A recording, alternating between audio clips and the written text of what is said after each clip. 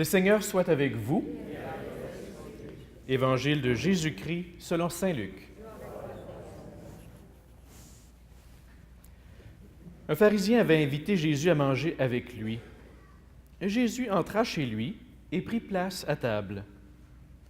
Survint une femme de la ville, une pécheresse. Elle avait appris que Jésus mangeait chez le pharisien, et elle apportait un vase précieux, plein de parfums. Tout en pleurs, elle se tenait derrière lui, à ses pieds, et ses larmes mouillaient les pieds de Jésus. Elle les essuyait avec ses cheveux, les couvrait de baisers, et y versait le parfum. En voyant cela, le pharisien qui avait invité Jésus se dit en lui-même, « Si cet homme était prophète, il saurait qui est cette femme qui le touche et ce qu'elle est, une pécheresse. » Jésus prit la parole. « Simon, j'ai quelque chose à te dire. Parle, maître. » Jésus reprit. Un créancier avait 2 débiteurs. Le premier lui devait 500 pièces d'argent, l'autre 50. Comme ni l'un ni l'autre ne pouvaient rembourser, il remit à tous 2 leurs dettes. Lequel des 2 l'aimera davantage? Simon répondit, « C'est celui à qui il a remis davantage, il me semble. »« Tu as raison, » lui dit Jésus. Il se tourna vers la femme en disant à Simon, « Tu vois cette femme? Je suis entré chez toi, et tu ne m'as pas versé d'eau sur les pieds. Elle les a mouillés de ses larmes et essuyés avec ses cheveux. Tu ne m'as pas embrassé. Elle, depuis son entrée, elle n'a pas cessé d'embrasser mes pieds. Tu n'as pas versé de parfum sur la tête. Elle m'a versé un parfum précieux sur les pieds.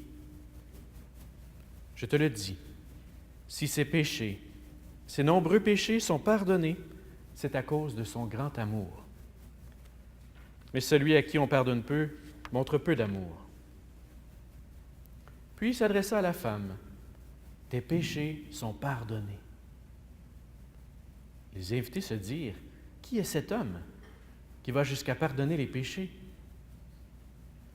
Jésus dit alors à la femme, « Ta foi t'a sauvée, va en paix. » Ensuite, Jésus passait à travers villes et villages, proclamant la bonne nouvelle du règne de Dieu. Les 12 l'accompagnaient, ainsi que des femmes qu'il avait délivrées d'esprits mauvais et guéries de leurs maladies. Marie, appelée Madeleine, qui avait été libérée de 7 démons, Jeanne, femme de Cousa, l'intendant d'Hérode, Suzanne et beaucoup d'autres qui les aidaient de leurs ressources. Acclamons la parole de Dieu.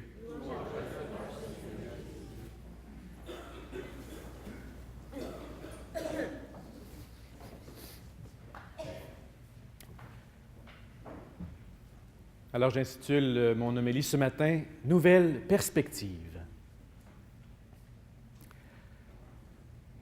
Je ne peux pas dire que je suis quelqu'un qui écoute beaucoup la télévision, mais quand même de temps en temps. Et on n'a pas le choix, quand on écoute la télévision, on écoute aussi un peu de publicité. Il y en a une que j'ai toujours trouvée particulièrement bien faite, bien écrite, intelligente. C'est une publicité de Moores. Alors vous avez un homme qui est en train d'essayer un habit, un complet. Et ça dit ceci, on imagine que le gars se prépare à son mariage. Hein? Alors ça dit, pendant que tout le monde aura les yeux fixés sur elle, elle aura les yeux fixés sur vous. Tu vois le gars dans son miroir en train de mettre son complet, puis tout ça, tu sais. C'est intelligent, c'est brillant. Où est-ce qu'on regarde? Quelles sont nos perspectives? C'est une question de regard. Évidemment, dans un mariage, c'est pas le marié, hélas, mais c'est bien la mariée qui est celle qui est au centre de tous les regards. C'est bien normal. L'Évangile d'aujourd'hui nous montre une situation très intéressante où il y a toutes sortes de regards. Les gens se regardent les uns les autres. Tout le monde a des perspectives différentes. J'aimerais ça qu'on puisse regarder les différentes perspectives ce matin, puis peut-être voir que ça peut nous rejoindre, nous aussi. On va commencer avec la perspective de Simon. Simon, c'est un homme riche. semblerait que c'est clair, il invite les gens pour un grand banquet, il invite tout le monde. Il semble être un homme très, très connu, un pharisien, donc un homme de la loi, un homme instruit. Simon, il est aussi très préoccupé de ce que les autres vont dire. Okay? Il arrive une situation où il y a un malaise. Il y a une femme qui arrive dans la pièce et on sent que ça dérange un peu son plan. Hein? La belle réception qu'il avait prévue et tout et tout. Il se préoccupe des qu'en dira-t-on, qu'est-ce qu'on va dire d'eux, qu'est-ce que ça va faire pour moi. On dirait que aussi, Simon, il y a un regard d'en haut sur les gens. On voit évidemment le regard qu'il pose sur cette femme-là. C'est une pécheresse. Il la regarde de haut. Il la regarde de haut. Peut-être même qu'il avait le même type de regard envers Jésus. Étonnant. On dit pourtant qu'il a invité Jésus à un banquet chez lui, mais on va le comprendre dans la suite de l'histoire, il avait des doutes. C'est comme s'il invite Jésus, mais c'est pas si sûr qu'il a vraiment le goût de le rencontrer tant que ça. Peut-être que ça fait juste son affaire d'avoir un invité de marque chez lui. La preuve, il ne va même pas faire les rites d'accueil qu'il se doit de faire à un invité d'honneur. C'est quand même particulier. Il invite Jésus, puis il le reçoit, mais à moitié. On peut deviner que Simon, donc, même s'il paraît être un homme de loi, un homme juste et tout, on dirait qu'il y a des enjeux dans sa vie. Il regarde les autres, il juge, il se compare. Moi, je ne suis pas comme elle. Moi, je ne suis pas comme lui. En quelque part, ça parle, je dirais, de sa vulnérabilité. Pourquoi est-ce qu'on a tant besoin de se protéger? Souvent, c'est parce qu'on n'est pas sûr de nous-mêmes. Peut-être que nous aussi, des fois, on est un peu comme Simon. Peut-être qu'on est trop préoccupé du regard des autres. Peut-être qu'on cherche trop à être correct, à être bien vu. Peut-être qu'en nous aussi, il y a ce désir de se tenir un peu loin de certaines personnes, de les tenir à distance. Peut-être même Jésus. On n'est pas trop sûr de vouloir l'avoir dans notre vie. On est proche, on n'est pas proche, on l'invite, mais on ne l'accueille pas tant que ça. Simon, à mon point de vue, il représente ce qui est en nous et la vulnérabilité qui cherche à se défendre, à se protéger. Comment réagit Jésus face à Simon? Je trouve ça très beau, très, très beau. Est-ce que Jésus va confronter Simon directement? Non. Il va faire ce que Jésus fait de mieux. Il raconte une histoire. Une belle histoire. Vous avez deux personnes qui ont des dettes, puis un qui c'est 500, l'autre c'est 50, puis à la fin, la question de Jésus, qui va aimer plus?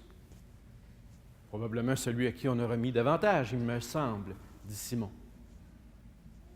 Vous ne trouvez pas que c'est une drôle d'histoire? Moi, plus je réfléchis à cette histoire-là, plus je me dis, c'est quand même bizarre. L'amour n'est pas lié à la quantité de la dette remise, n'est-ce pas? On ne peut pas dire parce que...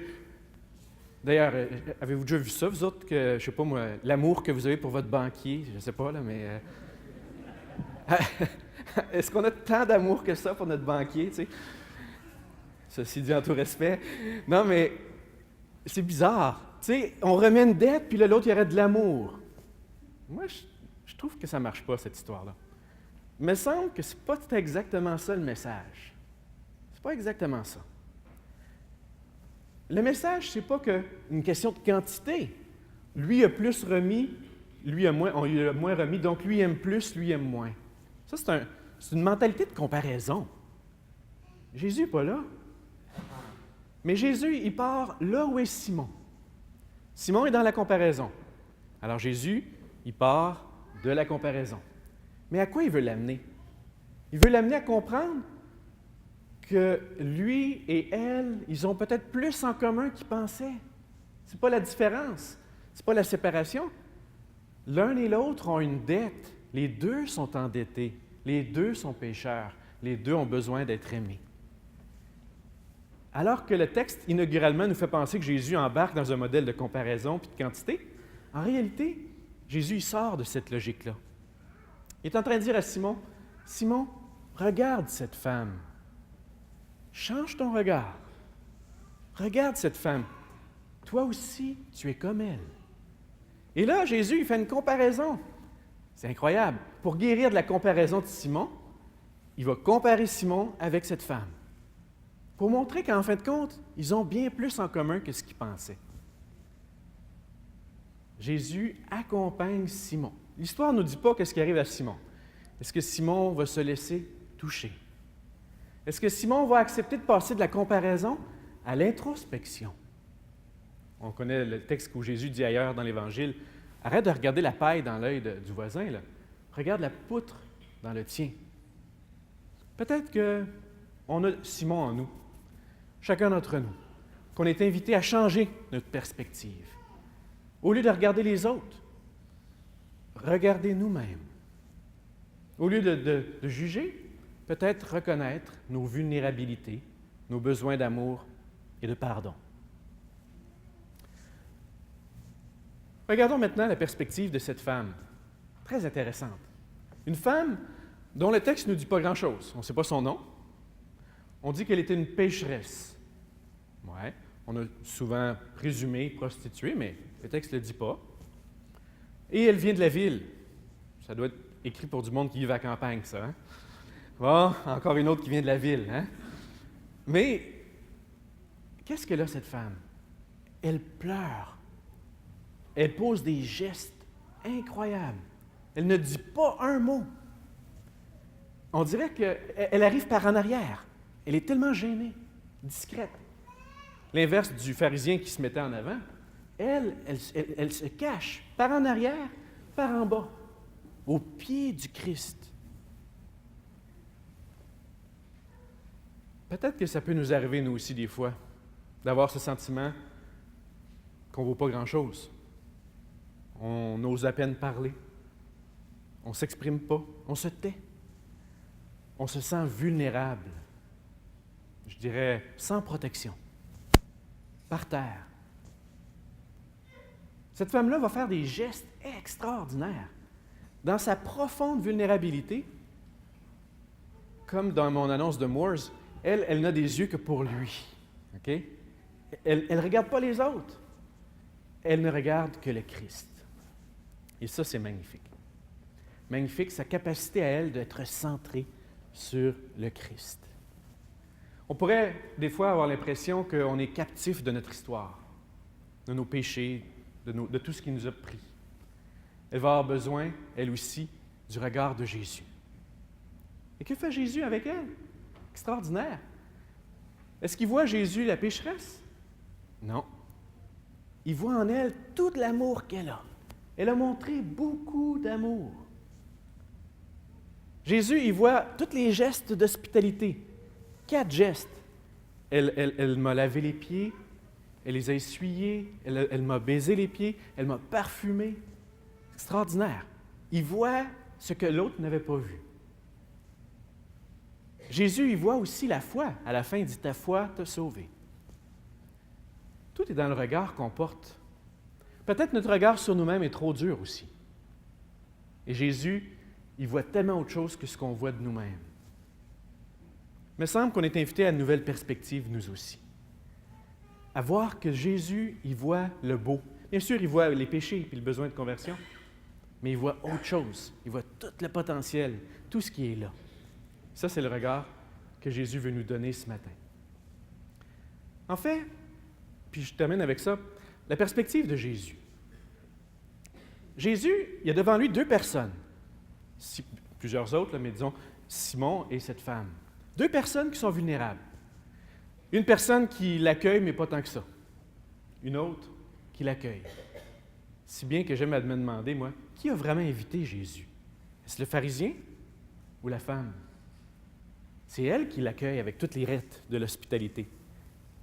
On peut accueillir Jésus dans notre vie chaque fois qu'on l'invite. Chaque fois qu'on l'invite. Et qu'on lui souhaite la bienvenue. Il me semble que c'est à ça qu'on est invité ce matin. Jésus, on peut ne pas croire en lui, on peut douter de lui, ou on peut croire, lui, il va être plein d'amour. Plein d'amour. On peut, comme les gens autour de la salle dans l'histoire, se demander, c'est qui ce gars-là? Je pense qu'il faut revenir notre regard sur Jésus. Demandons au Seigneur dans notre Eucharistie aujourd'hui qu'il nous aide à changer notre regard. Au lieu de se comparer aux autres, au lieu de les juger, voir comment on est si proches les uns les autres. Au lieu d'être prisonniers de notre regard sur nous-mêmes, faire comme cette femme et nous tourner vers le Christ. Changer notre regard en Jésus aussi, en fin de compte, voir qu'il est plus qu'un prophète. Il est Dieu lui-même qui vient nous apporter son amour. Et dans l'Eucharistie que nous allons maintenant poursuivre, faisons comme cette femme. Osons apporter toutes nos fragilités, nos vulnérabilités, et le Seigneur, il va les accueillir parce qu'il voit tout l'amour qu'il y a. Amen.